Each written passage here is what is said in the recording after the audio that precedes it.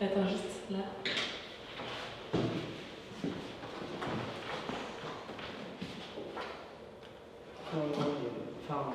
Ouais, finalement, cette forme-là, on l'a pas faite.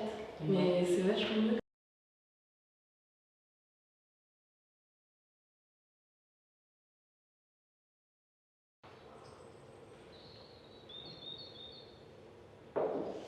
Le fait d'être en résidence, c'est hyper libérateur et c'est hyper...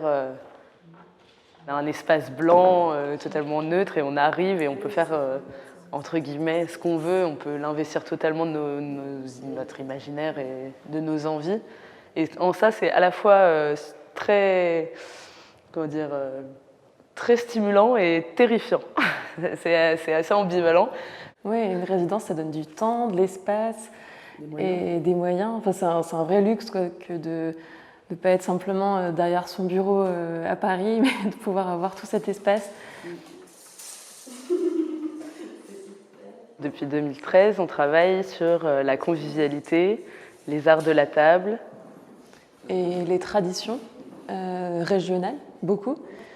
Et tout ce qui tourne autour du fait d'être ensemble, de créer des événements. De partager des moments ensemble.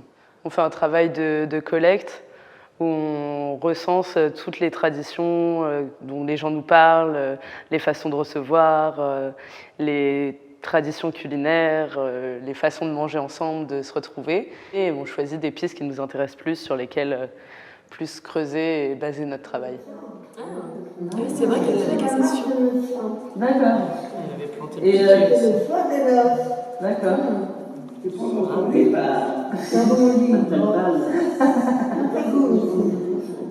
On va vraiment à la rencontre des gens. Donc on a, par exemple, on a organisé 2 ateliers de discussion dans des maisons de retraite pour justement essayer de recueillir des histoires vraies à propos de ces faits qu'on avait récoltés mais qui étaient presque clichés sur la Vendée.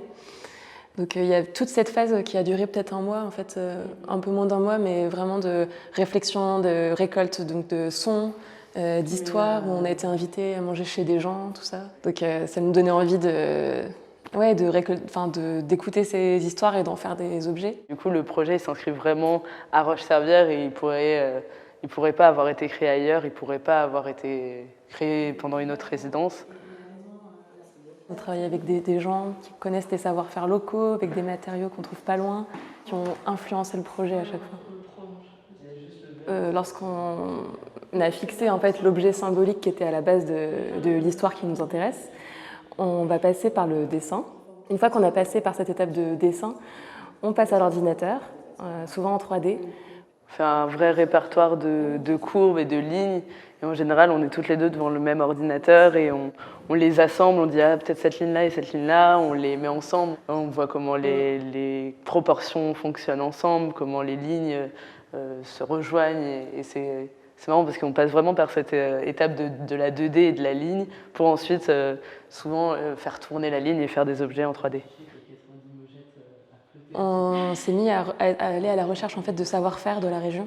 On s'est orienté vers donc, une potière, un tourneur sur bois, et une manufacture de poterie et une métallerie.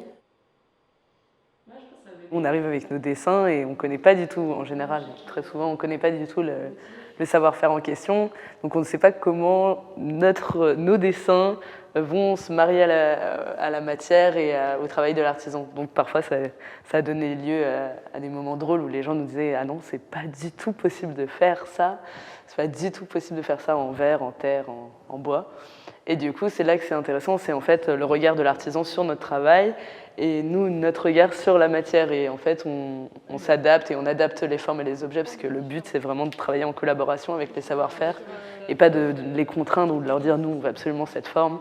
On veut vraiment travailler en osmose avec eux, qu'ils aient leur mot à dire et leur regard d'artisan sur les objets qu'ils créent. Et en plus, souvent, en fait, le savoir-faire va magnifier, enfin, il va rendre plus intéressant l'objet qu'on avait dessiné à la base.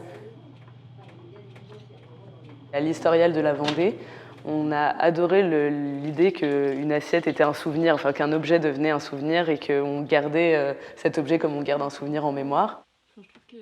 On a décidé de créer des décors dans les assiettes en créant des assiettes de noces entre les seigneurs de Roche-Servière et des motifs plus paysans. Donc on avait 4 motifs pour les seigneurs et 4 motifs pour les paysans, enfin les moissonneurs. Et on a décidé de les mixer, mais vraiment de tous les mixer, et du coup de créer 16 motifs différents entre un moissonneur et un seigneur. Du coup, c'est 16 mariages différents. Et pour accompagner ces motifs, on a décidé d'inscrire des anecdotes ou des phrases qu'on a entendues, du patois vendéen, ou des bons mots que les gens nous ont dit, ou qui nous ont inspirés en tout cas. Pour les vers, c'est un peu la même histoire. Ils partent de la tradition de piquer la cheville. Et piquer la cheville, c'est enfoncer un piquet dans le jardin de la mariée la veille des fiançailles. Tous les invités buvaient dedans à tour de rôle. Et ensuite, on coupe le verre qui est en haut du piquet. Et chaque invité vient donner un coup de maillet pour l'enfoncer dans le jardin de la future mariée. Ouais. Et du coup, on s'inspirait justement de cette tradition pour créer des verres en bois tournés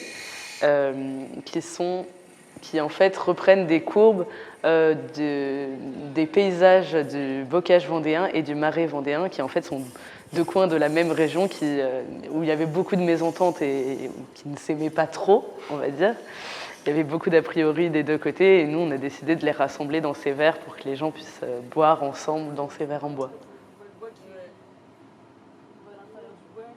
Dans notre travail, on est amené à collaborer avec des gens, à communiquer avec les gens, et on se rend compte qu'en fait, en parlant de la nourriture, en parlant de la convivialité, en parlant des traditions de la convivialité, on arrive ça devient des relations plus personnelles que juste des relations professionnelles ou de travail. C'est pour ça aussi qu'on crée un repas à la fin de cette exposition pour partager un vrai moment avec eux et pas simplement les remercier pour leur travail et exposer des objets qu'on a fait avec eux.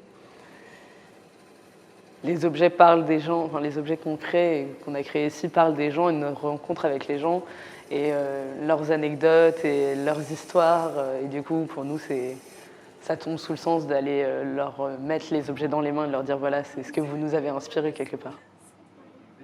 Dans tous nos projets, on n'a jamais voulu se coller une étiquette artiste, designer ou ethnologue, certainement pas, mais en même temps, c'est quand même une démarche qu'on aime bien. Et on s'est toujours dit que ça serait plus riche si on étendait notre vision à un espace, à des gens, à des formes, à des histoires. C'est plein d'éléments qu'on met ensemble qui construisent une histoire. C'est pas simplement dessiner quelque chose et le fabriquer. Il n'y a pas tellement de sens. Enfin, créer des nouveaux objets si c'est pas pour qu'il y ait une histoire en plus ou que ça surprenne ou que ça interroge les gens qui vont les utiliser. D'une région à l'autre en France, même là, à quelques kilomètres près, tout va se transformer, il va y avoir des petites variations. Et essayer de mettre tout ça en lumière, c'est super intéressant. C'est un travail infini, on pourrait faire ça c'est sûr. Encore de longues années. Ouais. Oui, c'est clair. Voilà.